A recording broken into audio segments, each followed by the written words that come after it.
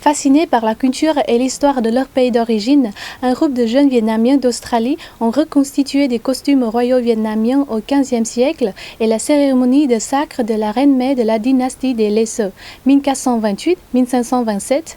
Nous partons à leur rencontre à la fin de cette édition. Des costumes royaux en broca et en satin, des manteaux impériaux brodés de motifs de dragons levés, des costumes royaux extravagants du XVe siècle et la cérémonie de sacre de la reine mère de la dynastie des Lê Sơ.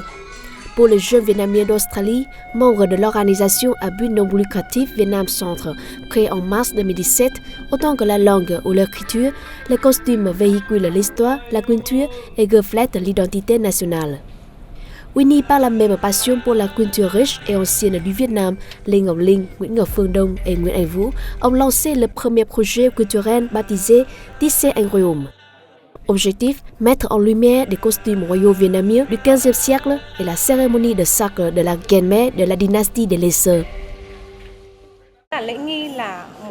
Les guides sont dus à reconstituer, mais il est fort heureux pour Vietnam Centre et les passionnés de l'histoire du Vietnam que l'historien Phan Huy Chu a légué un célèbre ouvrage intitulé Règlement par matière des dynasties successives du Vietnam. On a bien aimé reconstituer les guides décrits par le célèbre auteur pour faire rayonner ce trésor.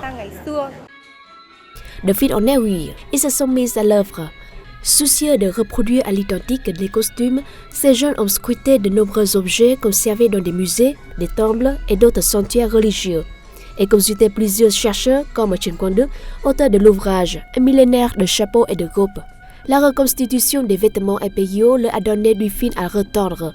Ce manteau de reine, par exemple, a nécessité environ 4 mois de travail et des dizaines de millions de dong. Les exigences tiennent à la grande diversité de couleurs, de matières et de motifs ornementaux. C'est justement ce que les villages de tissage vietnamiens ont du mal à satisfaire. Pour reproduire un seul motif, il faut une grande quantité de commandes. Or, nos moyens financiers sont limités.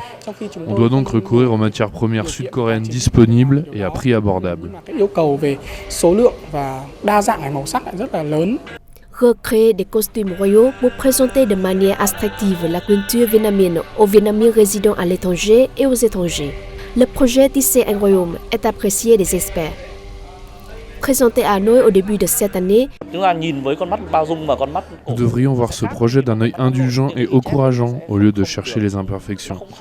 Un récit ne reproduit pas intégralement les choses telles qu'elles sont offertes au regard de la caméra. Pour ces jeunes du temps présent, reconstituer des costumes et des rites vieux de plusieurs siècles à partir des éléments tirés d'un tel récit donne donc de bons et de mauvais résultats, mais leurs efforts méritent d'être salués. Des experts.